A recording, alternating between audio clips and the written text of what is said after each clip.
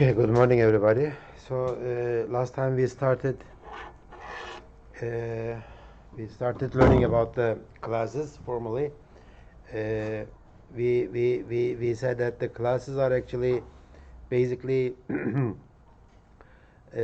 structures, but in them we have our functions and data. They are encapsulated together. The reason why we are doing this encapsulation is to develop reusable code, reusable software, so that our later projects or our customers' projects are easy to develop. So whatever the customer needs about my software, about my library, the data is collected together, put together, and also the functions that work on that will work on that data. They will go together in one place, and we call that place a class in our example, in our case.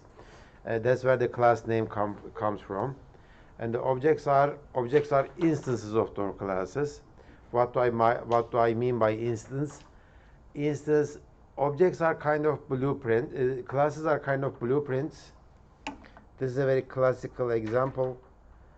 Classes are blueprints. What's blueprint? Blueprint is in Turkish plan. Plan in Turkish, binanın planı gibi yani. And objects are instances. Objects are, for example, buildings. Sınıf bir binanın planı, nesneler, o plandan üretilmiş binalar. Something like that, okay? So you have one blueprint, but using the same blueprint, you may build a number of instances of that plan, right? As long as you have the money, as long as you have the material. The same thing is here, okay? Classes are your blueprints, and classes are your abstract definition of your data and functions. When you build your objects, they become concrete. They materialize. What do you mean by materializing? Now they have instances in the memory. As long as you have memory capacity, you may build as many objects as you like. Okay, so the limit in this case is not the money, is not the material, it is the amount of memory you have. Okay, so blueprints, as you know, the blueprints are, as the name implies, just piece of paper, right? It's a piece of paper, that's it, blueprints. So they are not necessarily occupy any place, but it is expensive to develop these blueprints. Okay, once you develop them, it is very easy to make instances of those blueprints. So classes and objects are like binaların planları ve binaların kendileri. You may think it like that. Okay, blueprint means, you know why they call it blueprint? Because I mean, in the old days they used to draw those plans not on computers but on white paper with the blue ink and etc. That's why they call blueprint, I guess. That's what I'm guessing. Okay, so blueprints are stored somewhere safe, and usually they have one or two copies, and they are expensive to make. Actually, you need lots of effort from the engineers and from the architects and etc. But once they are done, you just give them to the people in charge of building the buildings. Okay, so that part is easy part. So we discussed about this last week, and we talked about the classes, how we make classes. There was one problem with the classes. We said that whenever we make a new class, and that was a question. When I say day of year, when I say, I didn't start the recording, right? Did I start the recording? Yeah, I started recording here, but I did not start recording in my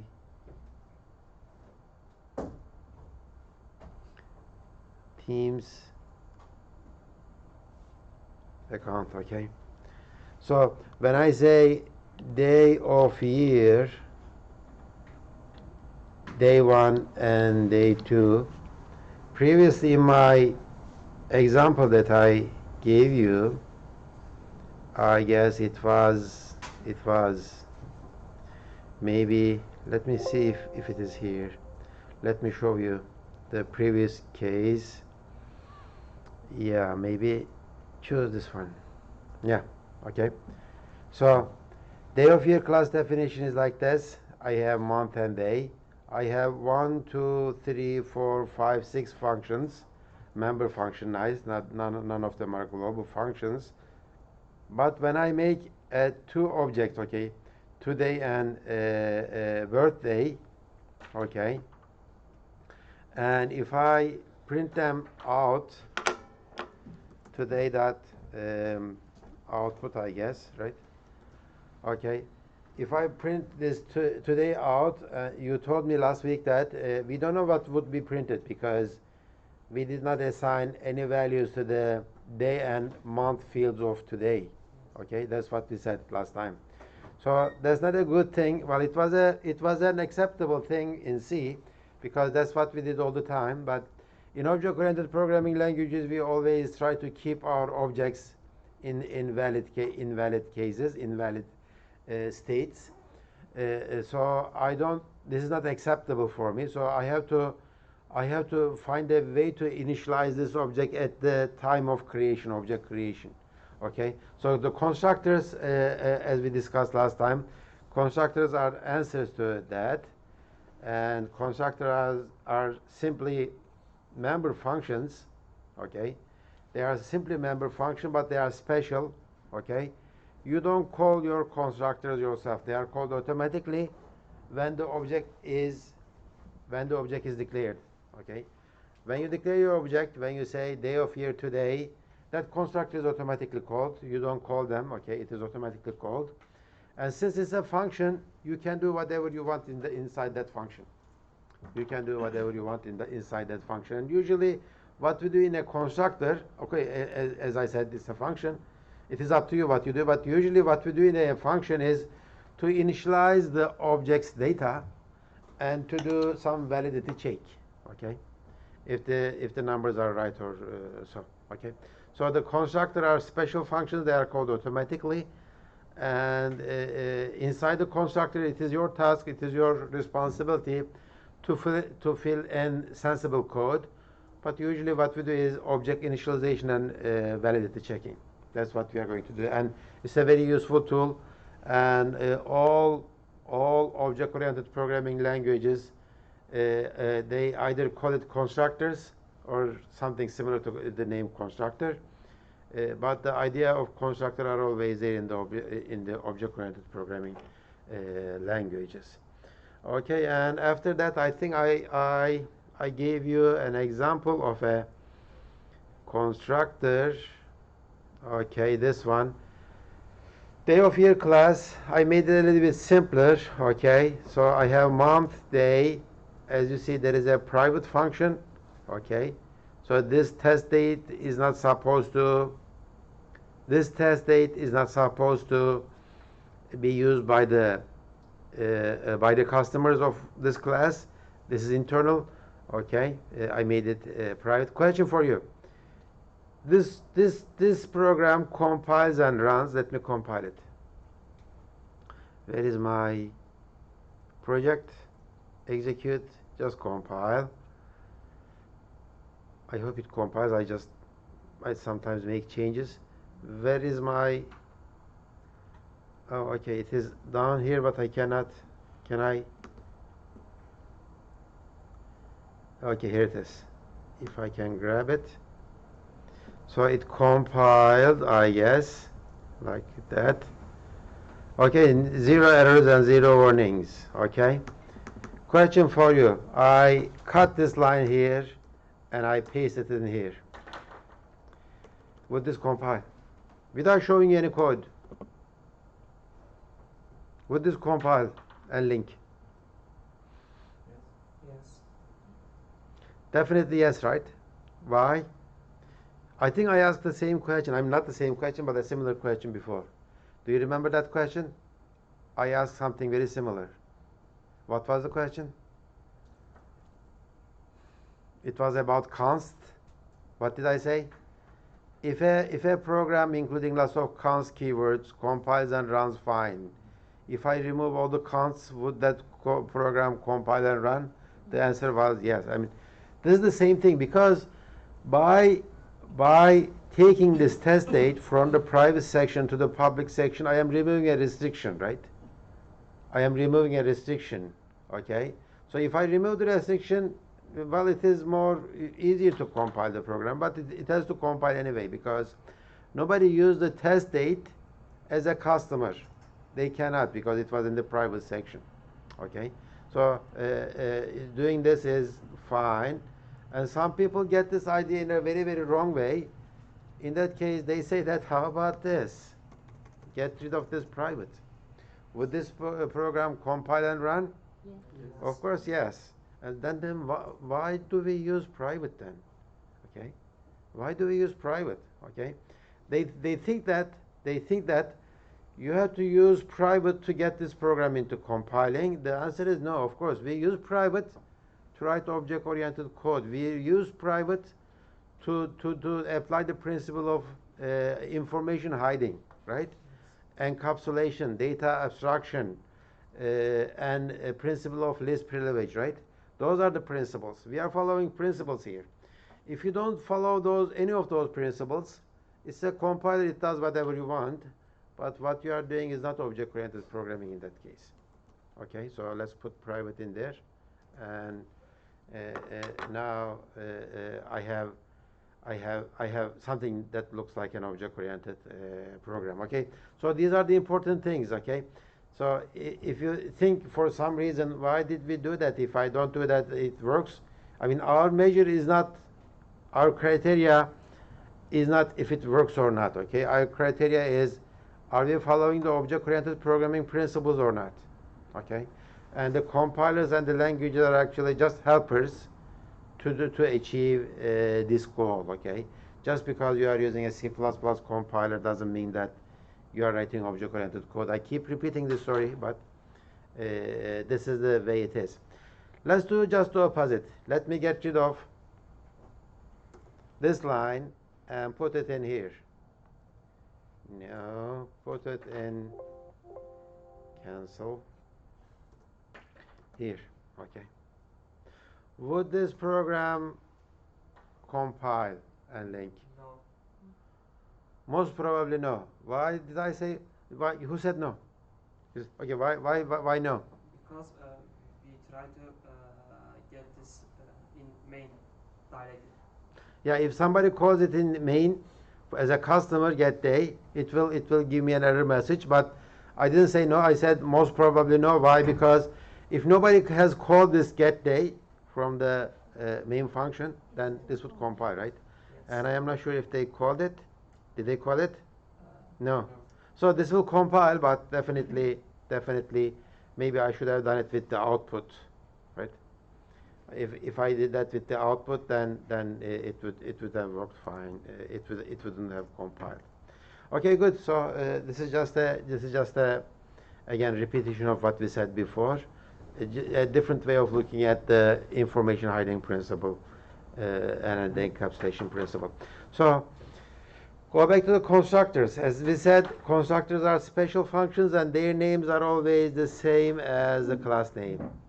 This is the name of the class, this is the name of the constructor. You cannot have a constructor with another name other than the class itself. So this is a constructor, another constructor, another constructor. Obviously, the constructor is overloaded, okay? And that means, what did we say? Constructors are called automatically when you declare your objects. So when I declare my objects, then that means that there has to be one way of passing parameters to these constructors, and this is how it is done, okay? This is how it is done. If you say,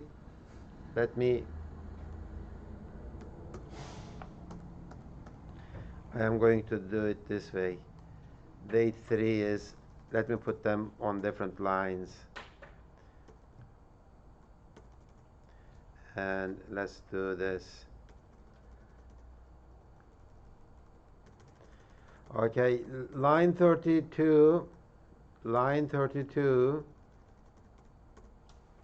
okay.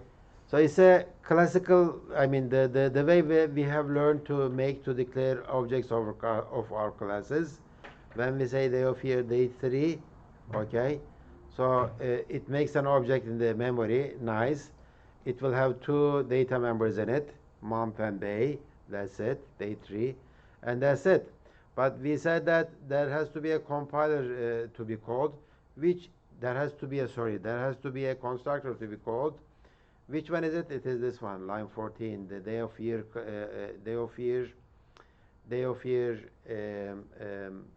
constructor. And I am not going to look at the implementation yet. Okay, so this one calls the constructor with no parameters. This one, okay. This one, line 33, calls the constructor with just 2 parameters, and the last one calls the constructor with 1 parameter, line 30. Okay, this one, it calls this one. So 3 different constructors are being called automatically. Okay, we declare our objects and we pass our parameters, and constructors are called automatically. In the lifetime of an object, during the object creation, object lives and object dies. Okay, object lives and object dies. In the lifetime of an object, the constructor is called exactly once at the declaration time, and that's it.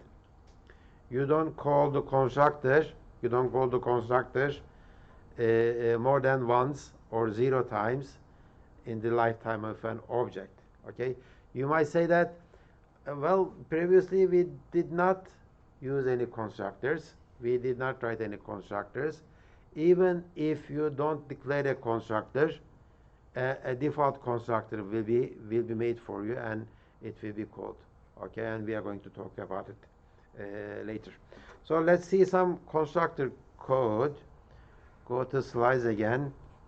Okay, so I have a class definition, day of year, 2 simple data members in it, input and output, and there might be some more functions. Day of year, it takes 2 here parameters, okay, month value and day value. Constructor takes 2 parameters, and as you see, the day of name of the constructor is the same as the class. And another thing that is special with the constructors are they don't return anything, not even void. They don't return anything, okay, not even void. Constructors don't return anything, okay, because they are not your regular functions to be called every time you need them. They are automatically called. They are called by the code that is produced by the compiler. So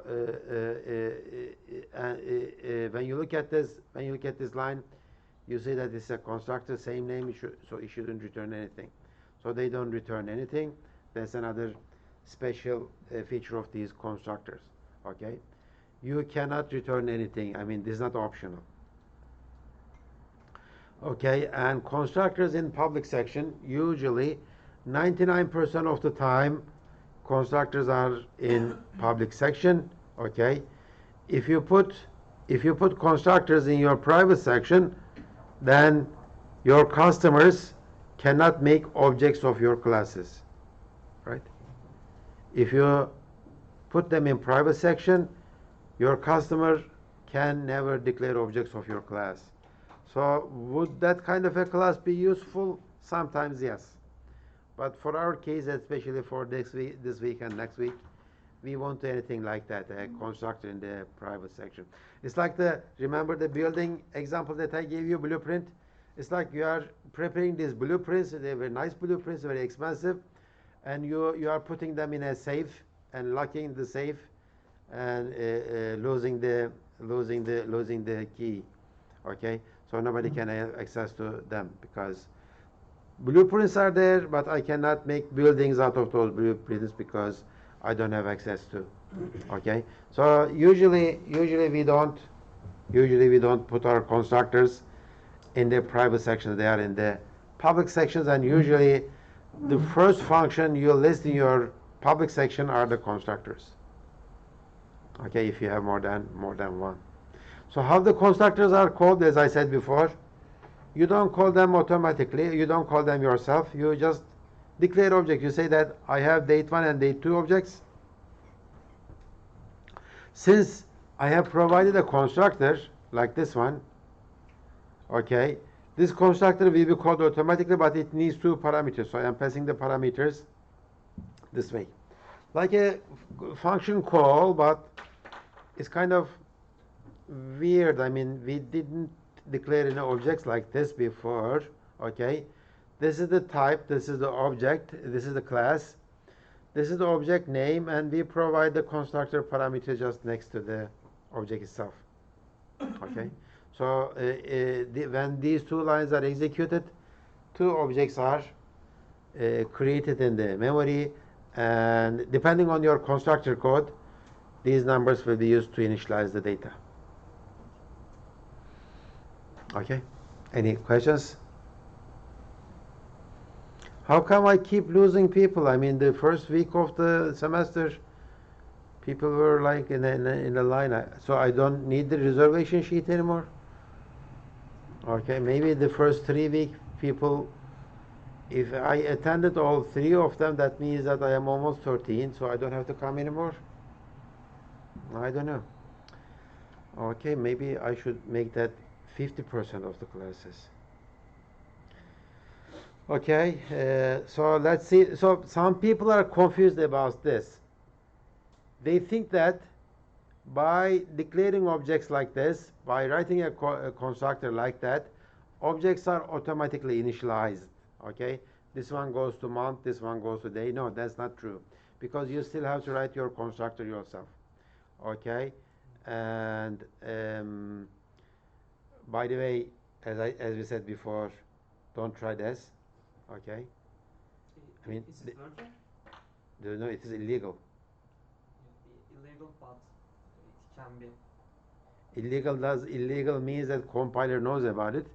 It will produce an illegal doesn't mean that you shouldn't do it. Okay, illegal means that you shouldn't do it first, and you cannot do it second. Okay. Okay, it's not a. I mean, this is not a customization issue. Okay, it is not a custom to declare use the constructor like that. It's not like that. Okay, it is straightforward illegal. You can't do that. Okay, if you do that, the compiler will give you an error message. But what did I say? In the lifetime of an object, constructors are called exactly once, not 0 times. Okay, not 2 times. It is exactly once. No exceptions for that. Okay, so you cannot do that, and this is our constructor code. Okay, so I made the initialization.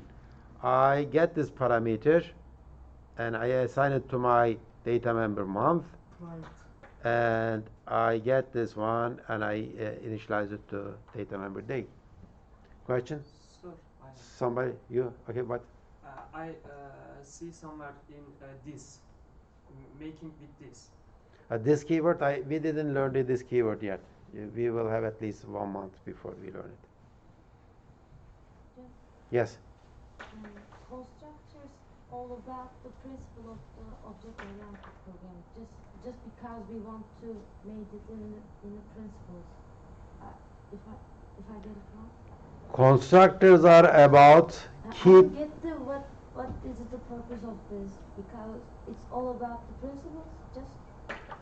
Yeah, well, you are asking a very good question, and she's saying that if I'm a good C programmer, I can live without the constructor. That's true. Yeah, exactly. Yeah, I mean, what was wrong with our previous? What was wrong with our previous code here? I mean, if I am after the initialization of the objects, then I could have done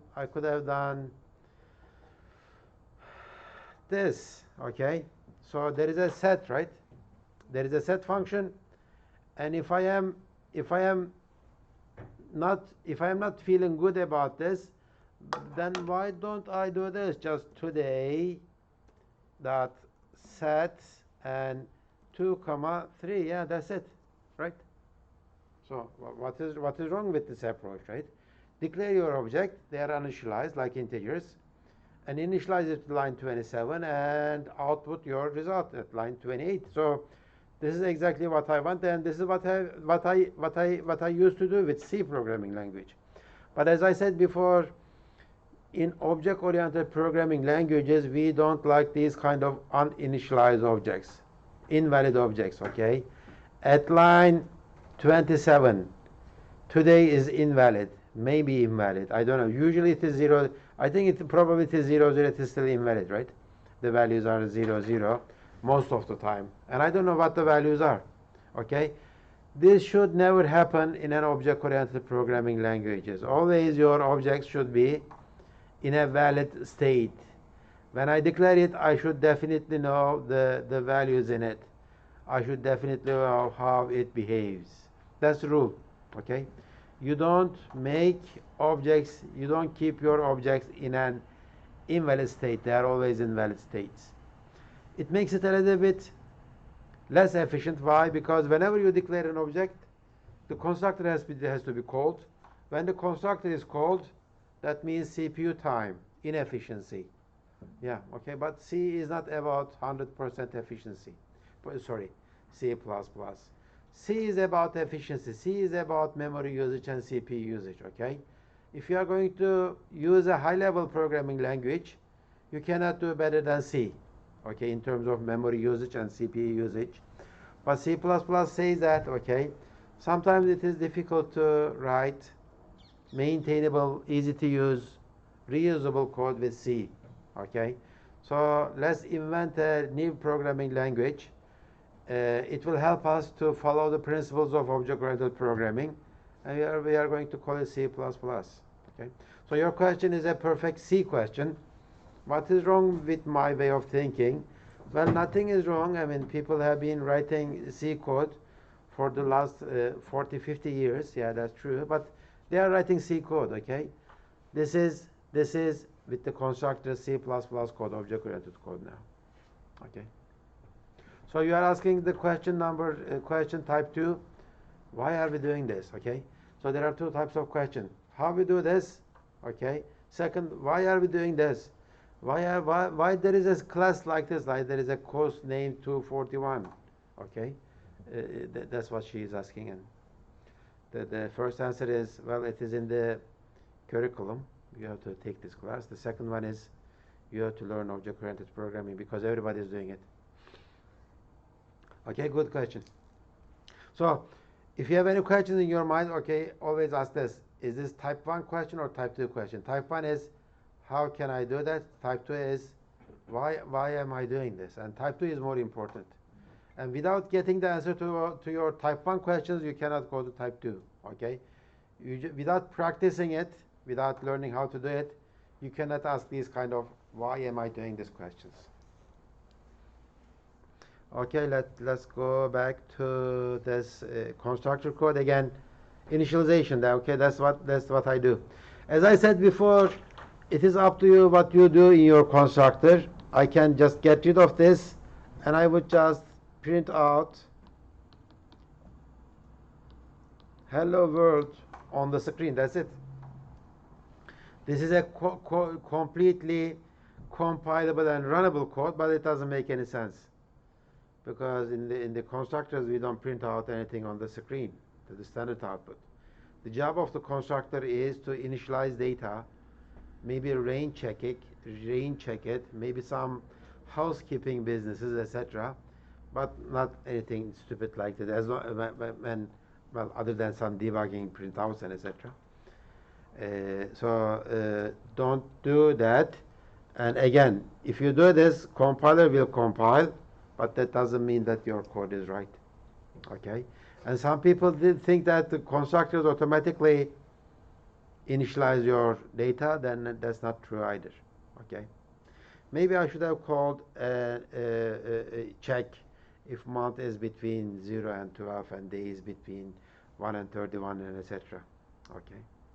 So name, same name, okay, and this is how you implement your constructors. and no return. You don't return anything. That's not optional, okay? You can't return, and you don't return anything from a constructor. Okay, so that's the implementation.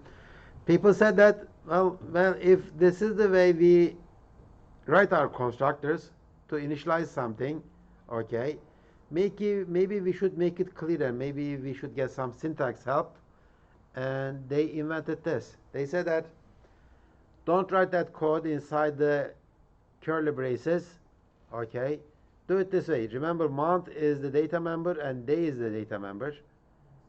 And we tell the compiler that, okay, initialize month with month value, initialize day with day value, and inside the braces you can do anything you want. Okay. So I don't do these assignments inside the curly braces, but I do this stuff inside in this initialization section. This is called initialization section. Well, we wrote lots of functions in this course and in your C course actually. We have never seen such a function implementation before, right? And after the parameter list, we immediately start writing our body, right? In this case, we are not doing it. We are putting this column character and then initialize the month and day that way. Okay, this is more efficient than doing this. Can anybody tell me why this would be more efficient?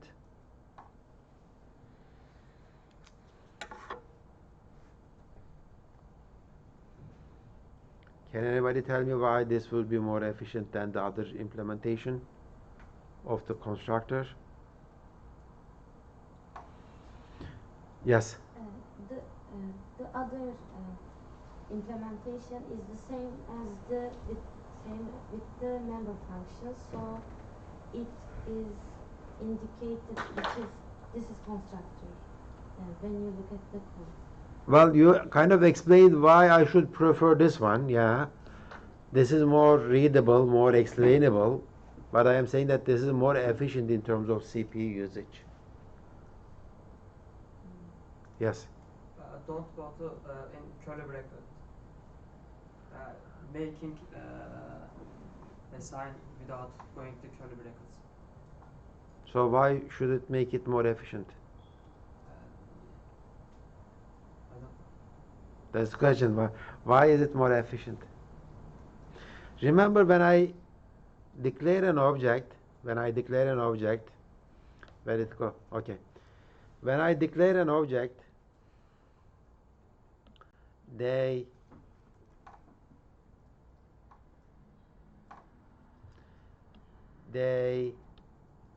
of year object, let's say D1, okay, and 5 and 7.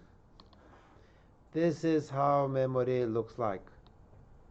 D1 is here, okay, and at the end of my constructor, 5 will be here and 7 will be here, regardless of how I implement it using the initialization section or the assignment operators, okay, assignment operators. When the object is created this way, when you say day of year D1, the compiler automatically reserves a space for 2 integers, okay, and it makes that space available for me, okay, and it knows that it has to put 2 integers in it. It has to put 2 integers in it, okay, and it may put 2 integers without any values in it, or 2 integers with the initialization. So this is done by the compiler. Say that, okay, I'm going to put 2 integers in this object, and it will have these 2 values, okay. So it's kind of integers are created with the initialization. This is same as this. Which one is more efficient? Integer I7 or integer K and K7? Okay, which one is more efficient? A or B? Of course A. because while I am declaring the object, I am declaring, I am reserving the space, and I am initializing it with 7. Okay, this one first makes an object with the garbage value, and then makes an assignment. So B is like this one. Makes an object inside my objects, makes 2 objects, and later makes the assignment. This one does it directly. It's like A. Object creation, I'm talking about the integers, and the initialization is done at the same time. So whenever possible, use this one, initialization. Maybe for the integers it doesn't make much difference, but for the other types of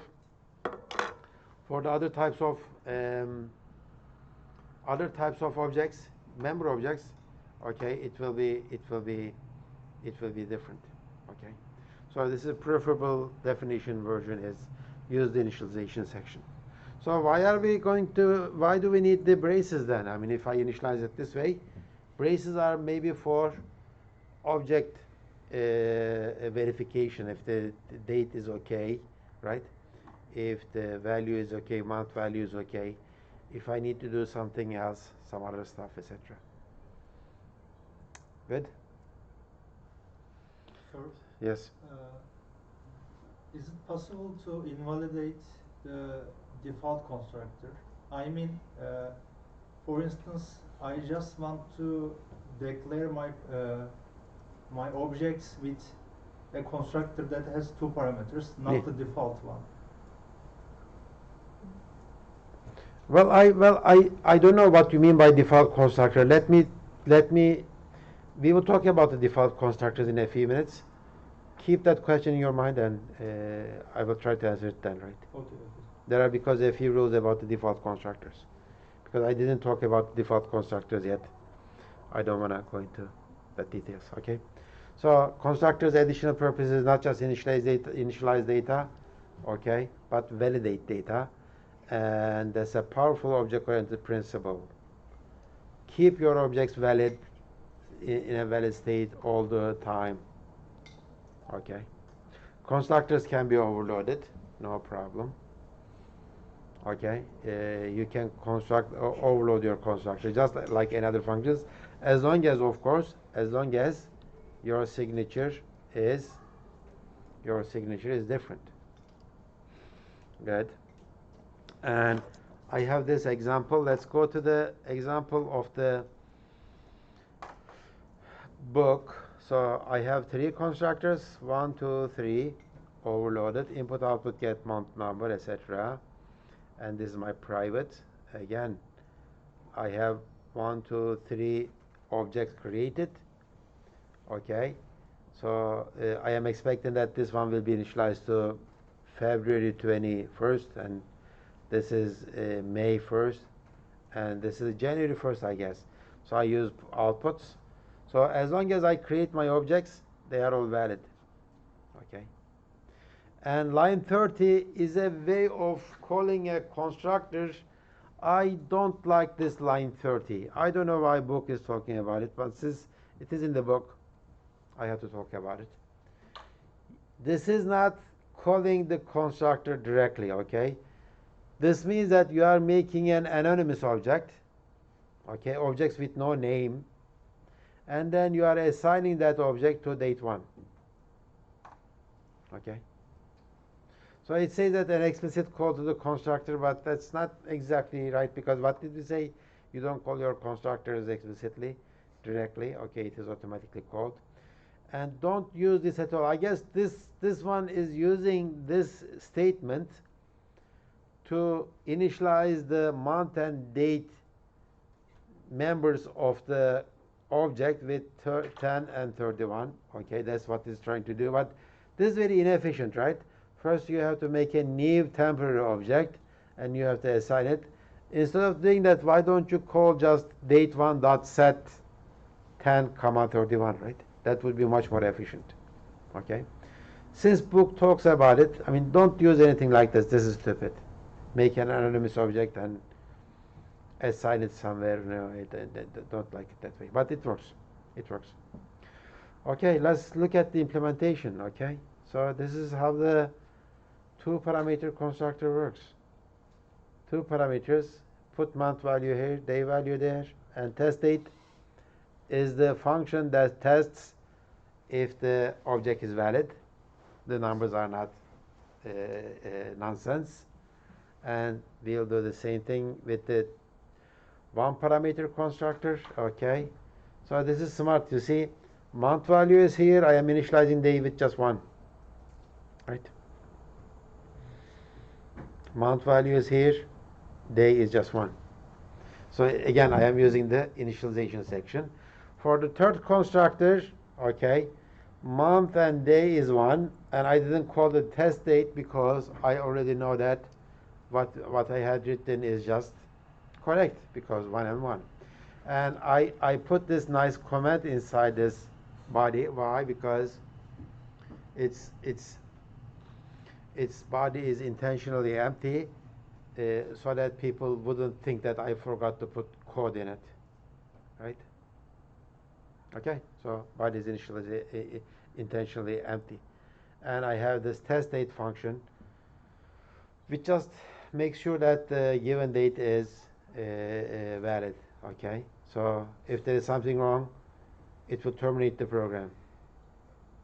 The rest of them, that the sets, outputs, and the inputs are not in there, because we know how they work already. Okay, so this is our first program that uses the constructors.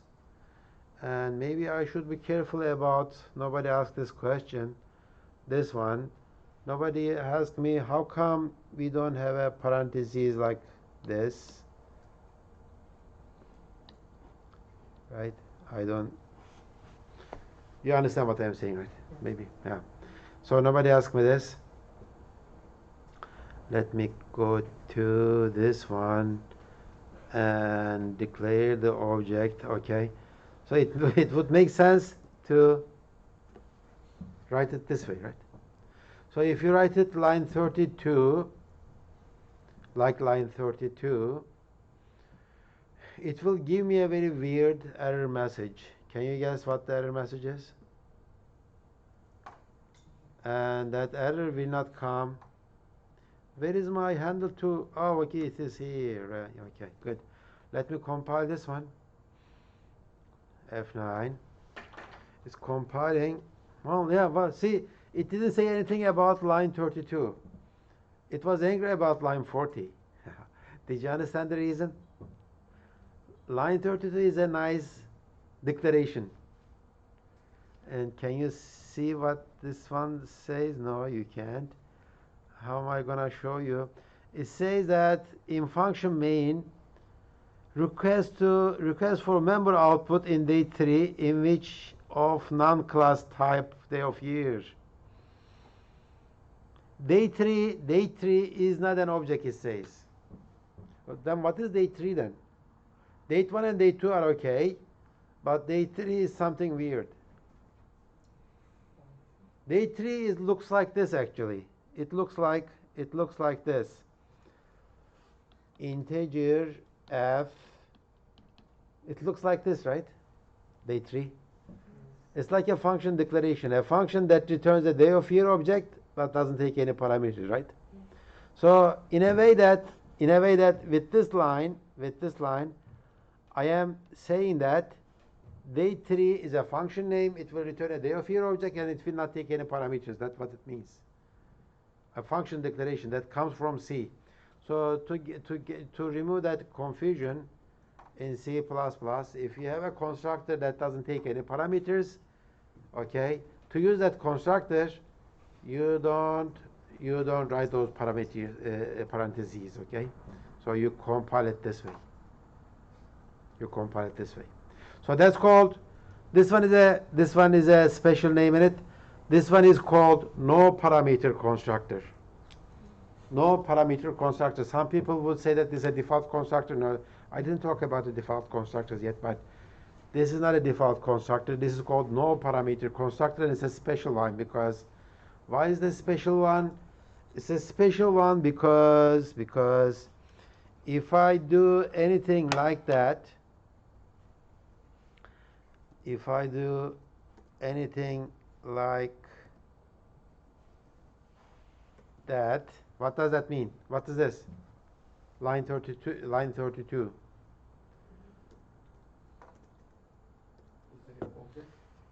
Array of day of year objects of 100 size 100. Okay. What did we say in object-oriented programming languages? We don't keep objects with invalid states. So how are we going to initialize the objects of this array, the tree? That constructor with no parameter will be called in all the elements of this array, okay, 100 times. Okay. So that no parameter constructor will be called 100 times on the objects of this date tree array. Okay. So that's why I say that it's kind of a special function, because it is called, if you declare an arrays of like that. And a little bit surprise for you, if I leave this out, if I don't have a no parameter constructor, okay, this line will produce an error message saying that I cannot make an array of like this because I don't have any constructors to initialize the objects of this array. Okay, so this will be an error message. This will be an error message because, let me try to compile it. Execute and compile. I am running out of, okay, so I get no matching function for call to day of year, etc. How come I didn't get any questions from the online people? People at home or wherever you are. Sometimes I keep this muted. They ask questions, but I don't hear it. People, do you hear me? Are you there? Any Yes. of Yes, we can hear. Okay, so why aren't you asking any questions?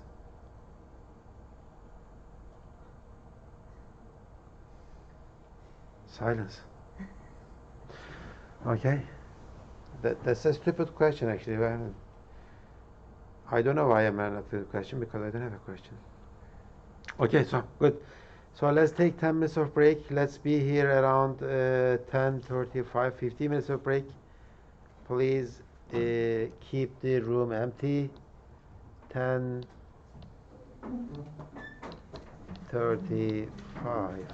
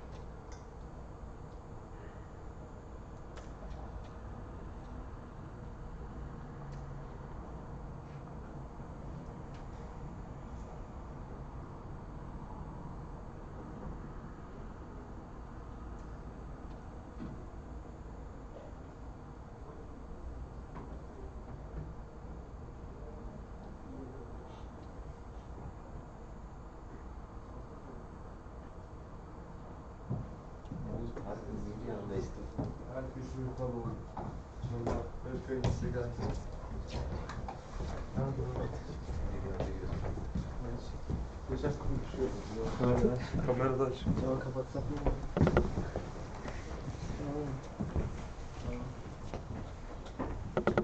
Kapatıyor mu? Kapatma oğlum.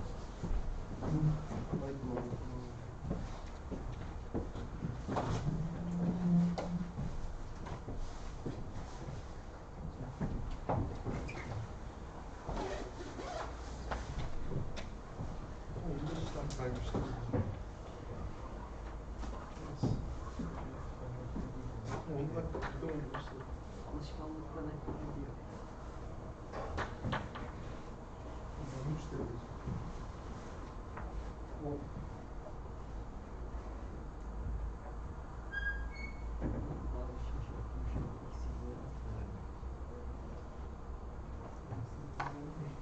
Bir kere sabah kefetin konuşmadım. -20 uzak belediyenin gözümde kendime öyle bir şey akıllı olmuş.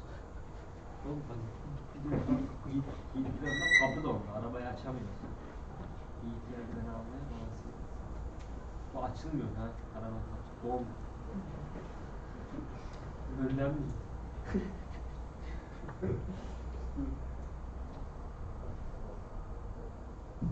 Gerçekten yanlarından çıkaramıyorum. Yanlarından kesiliyor. Böyle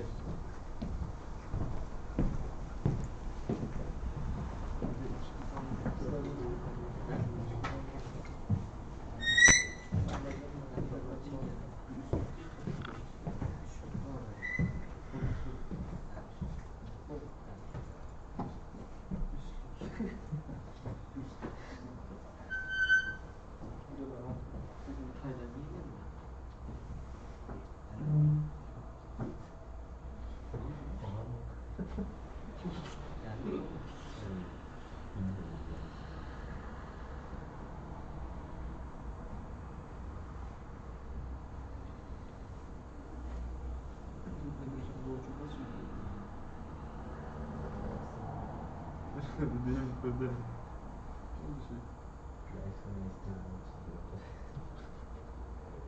Ya sonra da 30 lira oldu. Allah bir lafını da yapamıyorum. Nasıl yapalım? Tren çok. Bunda şaka satıyor başlar. Bizim de yalnızlık. Yardımcı kesin yetişiyor.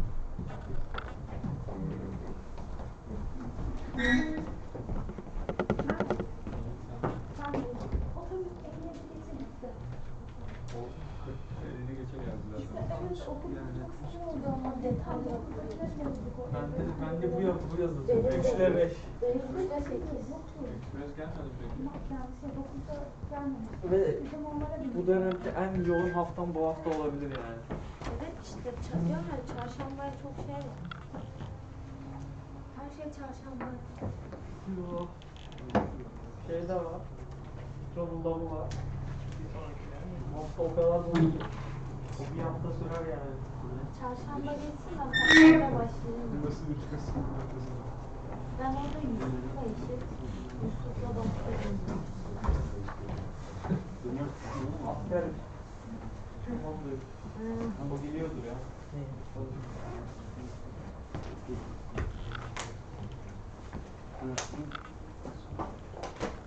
Sen de 31.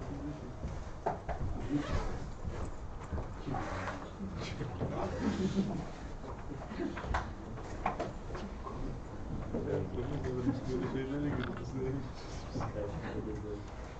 Çok düşüyor ama. Yok ama işte. Senin tek kalmış.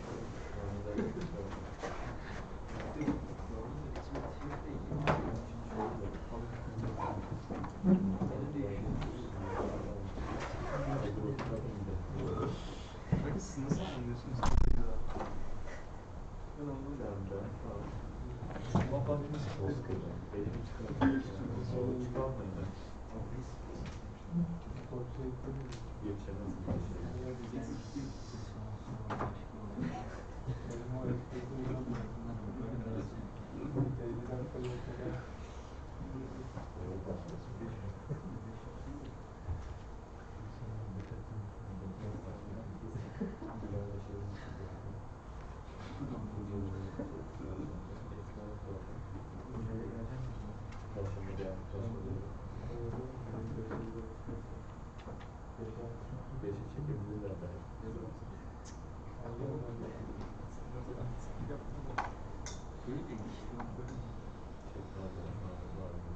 Seviyoruz da aslında sevmiyorum.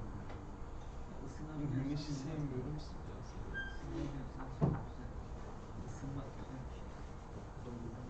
Onun da bir tadı farklı oluyor. Tepet yap. Aynen kardeşim, sıcak kapıyı. Camlarını dışarı sevdim. Geçen güneş oldu ya. Geçen bakın. Dışarı güneş oldu.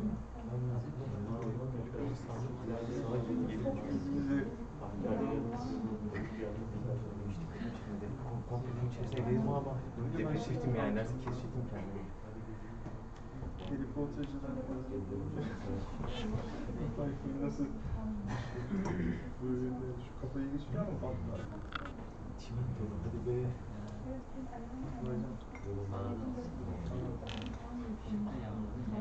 Öyle bir giyersin. Benim üstü nasıl giyeceğim abi? Oğlum evde giyeceksin.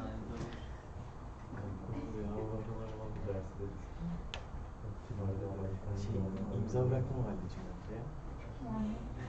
Kayboluyor.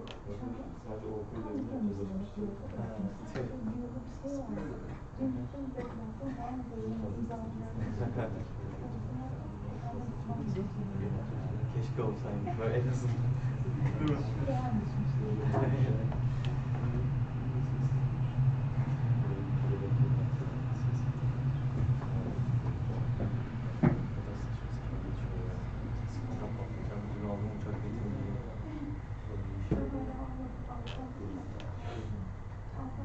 Sen nereye gideceksin? Ne yapacağız?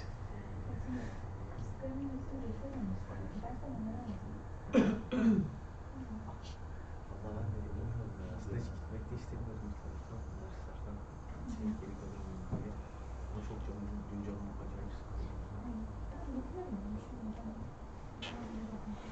Çocuklar kalı derse başlamıştım.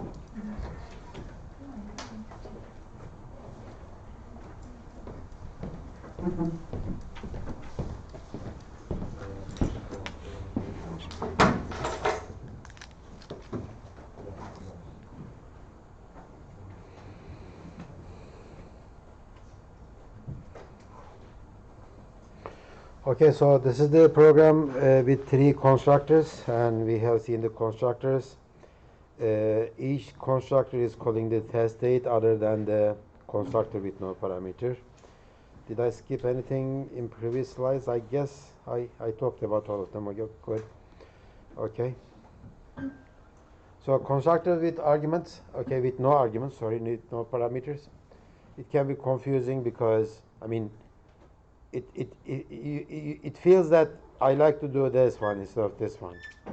But if you do it, it looks like for the compiler would think that this is a function prototype declaration, a function with a name date. It doesn't take any parameters, and it returns a day of year object. So function declaration prototype. So remember I made that change inside the code, and the compiler didn't give me any error messages for that line. But later it said that when you say date.output, it says that date is not a day of year object. What are you doing? So we should keep this in mind. If you declare objects that will use the constructors with no arguments, then in that case you will use this notation. Okay? So Yes. I was actually trying to ask this, when we declare the object in like the first one, Yeah. is it possible to prevent user using that notation? I mean, I want, for example, I want my object to be declared at least with one parameter all the time. Is it? Well, in that case, yeah, you are saying that no user should declare their objects this way. Well, in that case, this is what you would do. You would go to your code and you would, let me make these changes. Okay. Okay, you would just do this. So you are saying that if you are going to declare objects of my class, it has to be either this way or that way, okay? Line 35 or 36. You cannot declare object like this anymore. So if you don't provide a constructor, compiler cannot make objects of it with no parameters at all. Okay, good. So constructors with no arguments, we have to be careful about this difference. Okay. What else? Explicit constructor calls. Again, I am going to skip this one. I don't like this, but the book is going it that way.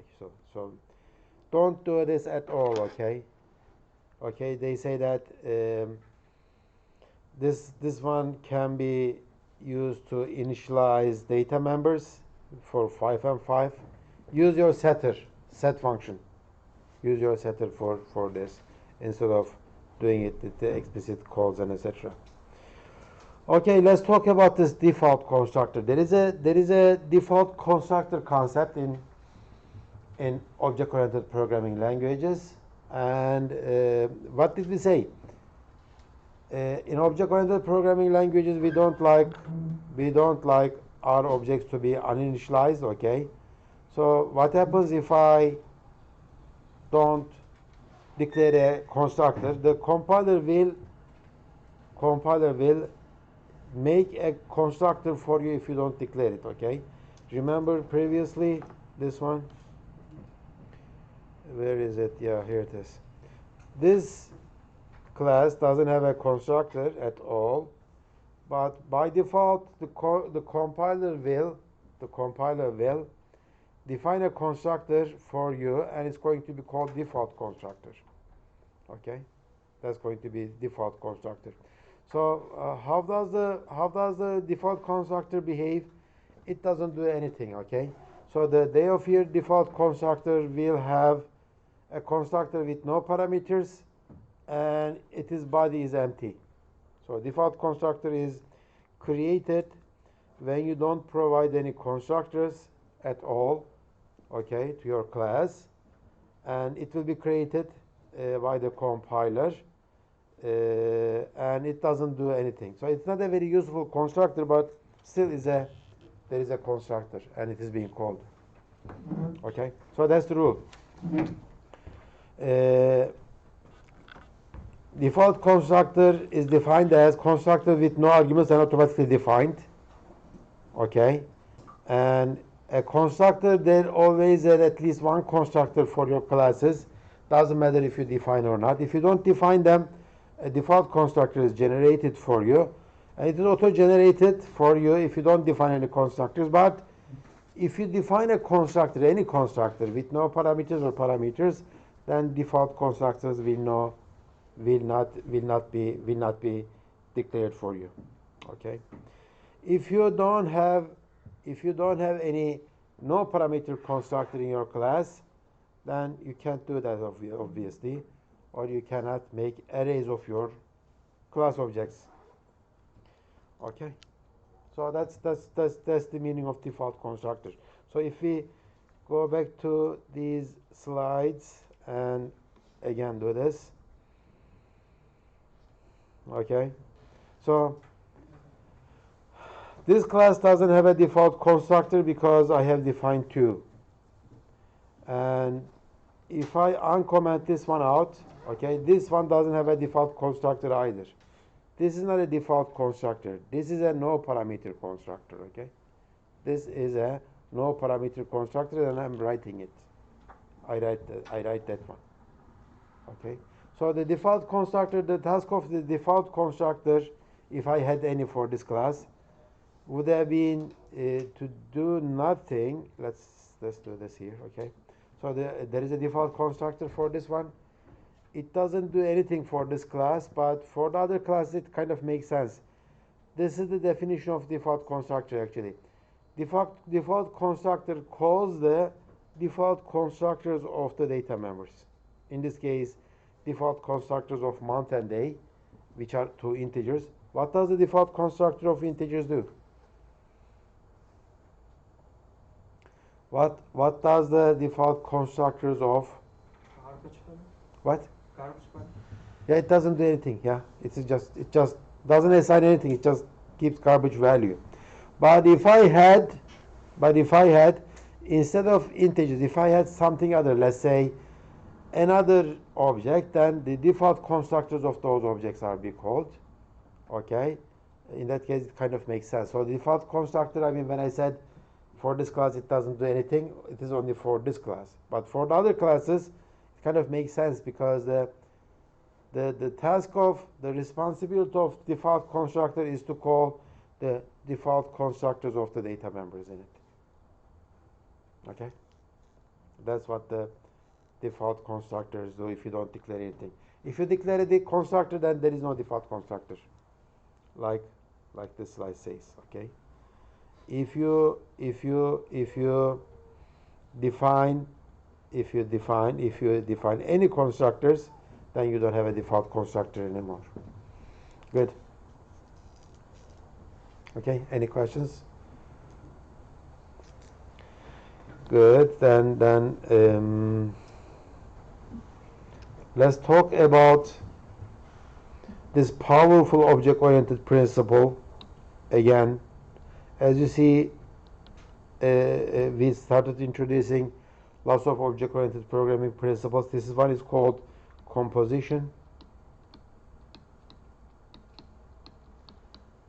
Well, I mean, this is kind of the rule. We use fancy names in object-oriented programming languages to define principles like the encapsulation and the data abstraction and information hiding, and composition is another fancy name. But when you look at the definition of those fancy names, okay, you will see that, I mean, they are not that difficult to learn and difficult to understand. It just keep the names around in your head.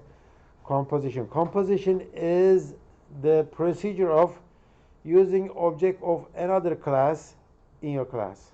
Okay, that's as simple as this. Okay, what did we do? We used two integers in our day of year class, right? I mean, but those integers are not exact classes, you might say. What happens this? If I am defining a new class, okay, I am defining a new class, and inside that class I am going to use objects of day of year. Okay, let me show you what I mean. Here it is. Maybe this one. No, maybe this one. Yeah. Okay, I like to write a class named holiday. Okay, this holiday, of course, is going to represent a holiday, right?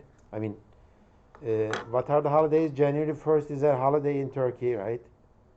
And then, do we have any other holidays in Turkey in January? April 23rd is another holiday, right? And then August 30th is another holiday. These are the holidays, right? And during some holidays, the markets are closed, right? If you go to the market, BİM, A101, okay? Sometimes they are closed, sometimes they are not. On January 1st, are they closed? I think so. No? Let's say on January 1st, most of the markets are closed, right? On January 1st, they are closed, but maybe not on April 23rd, okay? We don't know which holidays, I mean, on some of the holidays they are closed and they are not. Okay, so this is what I'm going to do. Holiday is a class, okay? Of course, it has to keep the date, what holiday it is, what is the date. And I have a Boolean that says if the markets are closed or not, right? For that holiday. So maybe let me show you. Okay, so this is my constructor. There is a one no parameter constructor. It says that it is January 1st and markets are closed. I'm going to initialize that way. And the other constructor is it will take month, day, and Boolean. And let me show you. So let's say April is 4th month. Is that correct? And markets are not closed, false. Okay, another holiday is January 1st.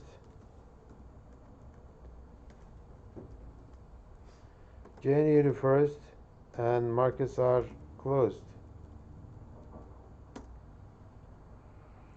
Okay. So this holiday class is something interesting because it gives two types of information. One, date information. The other one is this simple Boolean. The idea is here is this. I have already solved this date information, day of year information in my class day of year, right? Line 28. I already solved it. Why don't I use the objects of that class, day of year class, to keep information about the date in my class? That will make my holiday class a lot easier to implement. Okay? That will be a lot easier to implement, because if I don't use this day of year class objects inside here, I have to consider how to output a day of year object, how to input it, how to check the validity of it, right? Many things I have to repeat. Instead of doing that, okay, I just put an object of day of year class in my holiday class, and this will be a very simple class to implement. Okay, let's look at the implementation of this holiday actually. What is this? This is day of year. Where is my holiday implementation? Yeah, holiday implementation is here. How come? Okay, so that's it. As you see, the no parameter constructor, see this one? It says that I am going to initialize the date object, my day of year object, with 1 and 1. Okay, so again, this makes more sense, right? It's more sensible than the initializing the integers. So inside the holiday object, there is a day of year object, and that object has to be constructed. It has to be created. While it is being created, a constructor has to be called, right? A constructor has to be called. When the constructor is called, it has to be called this way with 2 parameters, 1 and 1. And the market clause is initialized with this value false. And I don't have anything to check actually. How come I don't check anything inside this 43? Why don't I check the validity of the date? Well, maybe the date is 1 and 1. Let's look at this one maybe. I take a month and day and the closed, and I pass this month and day to this date object, and market close is closed. Again, I don't do any checks because this constructor already checks the validity of the date, right? So this is called software reuse again. I wrote a nice class. I spent lots of time to design it, to test it. Okay, I have customers of this day of year class. Now I am becoming another customer inside the holiday class. Okay, holiday class becomes very simple. It just passes all the date related information to day of year class object, and the rest is very easy actually. The rest is just the markets and close and this kind of stuff. Okay, let's look at this output. Output is even more. It is even simpler. Okay, it just says line 51, date.output. That's it. So that complicated printing the date stuff is handled by the day of year class. And if the markets are closed, then the markets are closed. Otherwise, markets are open. That's it. Okay. So again, what is this called? It's called composition. Composition is a powerful object-oriented programming technique. Composition is using one class object inside the other classes, and this is something that we should do all the time. Okay, we should add for this. Okay, separate your program into different classes, and there should be interaction between the classes. One of the interaction ways of between the classes is composition. and we will keep using this in many different ways. Composition is not the only way to use the class objects together. There are other ways of doing it, but composition is one of the most frequently ones and the most important ones. Again, it is very simple, but it has a name, and if somebody says a composition, I compose these two classes, then you should know what they are talking about. Okay, good. Any questions on this holiday? This is a very, actually, this example is an important example. It seems, I mean, as I said before, I am not going to show you anything complicated in this course at all. Throughout the semester, everything will be simple. Okay, all the questions that you are going to ask me will be answerable in a few simple sentences. But when you put all of these things together on top of each other, things become kind of complicated. I mean, it is not difficult to understand, but it is complicated. Why? Because you have to keep all those names, you have to keep all those rules in your mind. Okay, the only way to cope with all these kind of complications is to write code. Okay, once you start writing code, this is all intuitive stuff. You can remember them, but without writing code, by looking at these slides or watching me on YouTube, you will not learn it. Okay, you will have some ideas, but you will not learn it fully. Yes. Last lecture, didn't we say that with the no parameter constructor we shouldn't use the parentheses? Yeah, we don't use the parentheses. Where did we use the parentheses? About the 45 line. Where? Line what? Line number? Line number 24. 24. Yeah, in the declaration part. Well, this is for the function declaration. Of course, for the function declaration, you have to use it. Okay? This one, you see this one, line 28? No, 24, but where we use and where we didn't use parentheses. This is function declaration, holiday function declaration. Okay? We are declaring a function. In this place, I am declaring a object. Okay? When you declare an object, using the no parameter constructor, of course you don't use the parameters, because if you do that this way, compiler would think that you are trying to declare a function with a name of date. Okay, now here I am really declaring a function. This is not a function declaration. This is a line 28 is an object declaration. Line 24 is a function declaration. Okay, good. That's a good point. Any other questions? So if you are the customer of this holiday, let's see what kind of things holiday is hiding from the customer. When I look at the interface is so simple, right?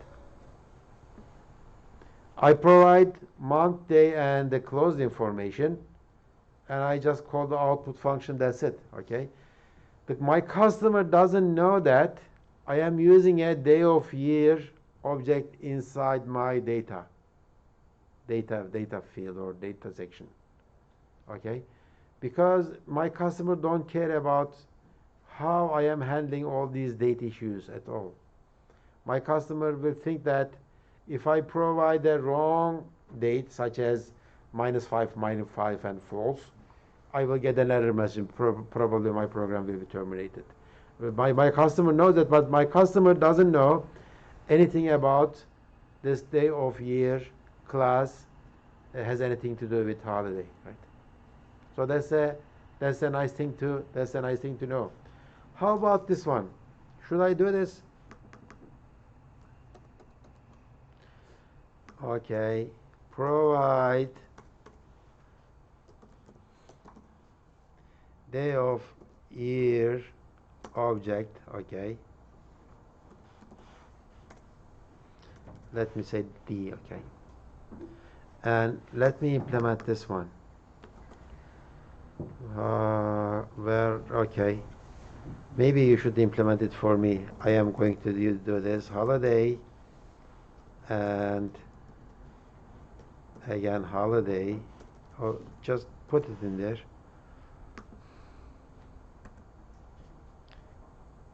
What did I do? Okay, So I am writing this third constructor. Day of year D. Okay. You tell me what should I do now. You understand what I'm trying to do, right? Yes. Instead, okay, this one didn't take any parameters. Instead, just take three parameters, sorry, month, day, and closed. This one will take two parameters, day of year and closed. So how should I implement this? You just tell me. Okay, let me give you some hint. Okay, I came up to this point. D. D dot month and First do this one, Yes. then Parentheses. no, Parentheses, no. D. Date, because date is my, remember, date is my data member. Initialize date with the, D dot. D oh, okay, parentheses. okay, good, okay. But I mean, I don't have access to the month and day of, I mean, that would give me an error message. Okay. Maybe D dot get month, right? Yes. Comma, D dot get day. Okay, that's it. That would initialize my date field and for- Gamma is the last section. and markets. close. Okay, markets closed is closed. Okay, that's it. And for the curly bracket part, I think I will not do anything. Okay. So that's one way of doing it. Let me show you one trick. This would be okay too.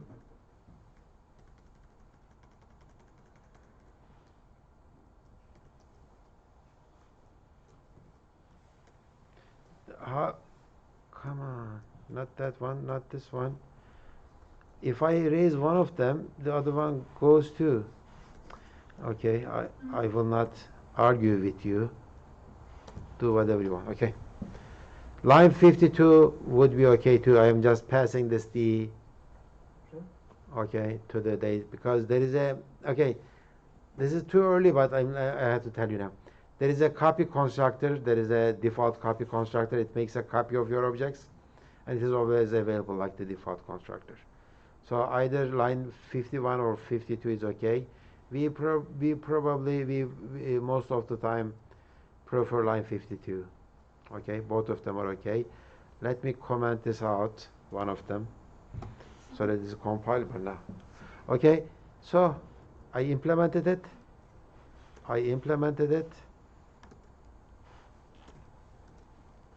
And holiday is here. Where is my main? Okay, main is, yeah. So I am going to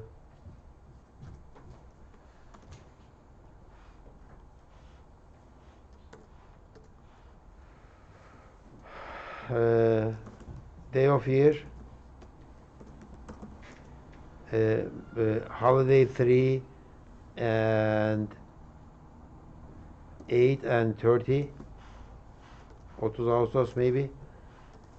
Okay, and I will do holiday.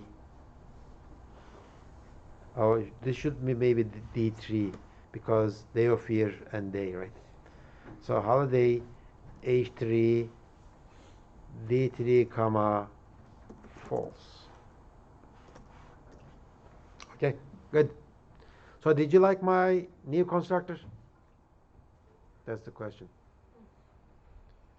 Did you like my new constructor? Who liked it?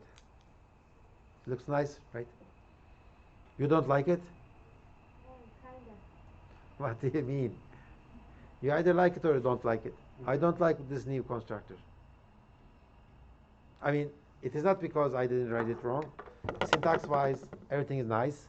I followed all the rules and everything, but I did something wrong. I mean, I promised something to the user that maybe I shouldn't do. In my public section, I exposed this information. I said that if you give me a day of year object, I am going to use it directly. So my class is now dependent on this day of year class. Okay. Well, you may say that, I mean, it was the case already because you had your day of year object in your class previously, but now I am exposing it to the outside world, and I cannot come back from this premise anymore because the customer knows that I have to use this day of year class all the time. Okay, so as long as the customer is considered, I am dependent on this day of year class in my interface. Okay, so I didn't hide that information now. I am exposing that information. Okay, which may not be a good thing all the time. You might say that, okay, later get rid of this line 29 and represent the date using month and day data members later. Okay, if I do that, I cannot remove this line 26 anymore because I made a promise to the customer. Customer had used it. Okay, I cannot say to the customer that your previous code is going to break. It will not compile anymore. So what would I do? I would take this day of year object, I would take the month and day from it and put inside my month and day integers in line 29, 20, 30, etc.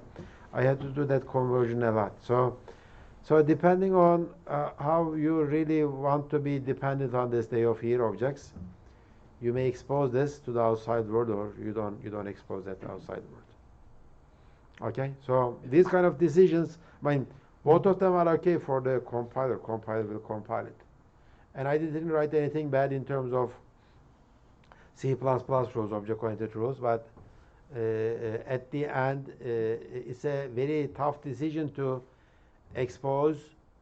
It's a very tough decision to expose your internal data to the outside world. Okay, it is like again, let's go back to the driving cars again. Would I care what kind of engine do I have in my car? It's an electric engine or gas engine or diesel engine, right? Doesn't matter. Or in Turkey we have the LPG engines too, right?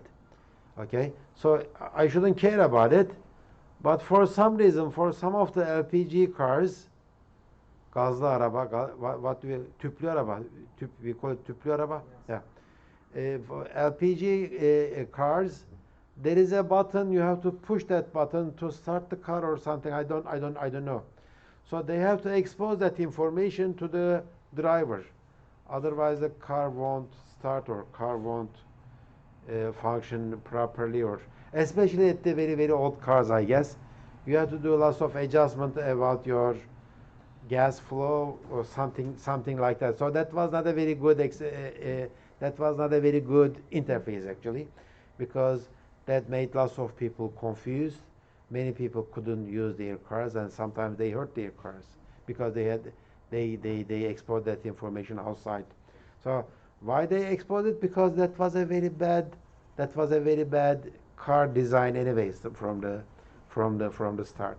Okay, so I guess nowadays you don't have to do those kind of adjustments in your LPG cars anyway. Okay, so this is kind of the same. Okay, should I expose this information to the outside world, or should I keep it always hidden in my private section? Okay, so the rule is this: always hide everything. Okay, try to hide as much as possible. If it doesn't work, then you have to expose some of the information, some of the interface to your customer. Don't expose too much, because that won't be good for your customer. That won't be good for your maintenance of your code later. Okay? Yes. Can I implement a get function to take the day of year date? Okay. Should I something like, you mean the integer and day like that should return? Is that what you are saying? No. Integer day, and this day will be implemented like where is my holiday again? Here, integer holiday, day, and curly brackets, curly brackets, curly brackets, curly brackets. Yeah, okay. So tell me, what should I write here? Return date dot date dot. Day. This will not compile, right? When you say date dot day, this will not compile. Why? Because Right. holiday is not day of year, right? Holiday is a customer class. It uses. So what should I do? Get day. Okay? Get day. Of course you can do this, but I wouldn't do this, because this is kind of repeating what the date classes, day of year class is doing. Instead, maybe I can, if I like to, since I am doing this, maybe I can do this, day of year, okay? And this one is get date, okay? So what do? I would say get date and return just date. Okay, and this is day of year. Okay, so whoever uses this get date function can take the date and ask for the month or the day, or use the output, or use equality, less than, greater than, whatever they have. But now, what did I say? Okay, what did I do? Now I made more promises to the user that I am very dependent on this day of year object now. Yes, you could. The answer is you could. Okay? Always, these are design decisions. Design decisions. So, at the beginning, it is sometimes difficult to make that decision at the beginning, and it definitely takes some experience to master all these rules. But usually, as I said before, try to restrict user as much as possible. Don't give your users too much power, okay? Use the principle of least privilege, okay? I think I would have removed these two lines. Don't tell anything to your customer about the day of year object, that you are using it inside your class. Good? Okay, any other questions? Good, so most of the discussion will be about not the syntax most of the time. It will be about your decision. Should I put it in here or there? Which one is more meaningful in terms of writing good programs? And this course is about writing reusable code, right? Go back. Okay. Class type member variables, composition, that's what I showed you. And this is day of year, and we already have that, right? Get month number, get date. There is no set with us, but it's simple. And we have holiday here. By the way, I kind of changed it a little bit, because in the books example, it is the Boolean is parking enforcement. It is not markets are closed, because markets are closed is more related to Turkish way of doing things, because we don't have any parking rules in Turkey anyway. So the same thing.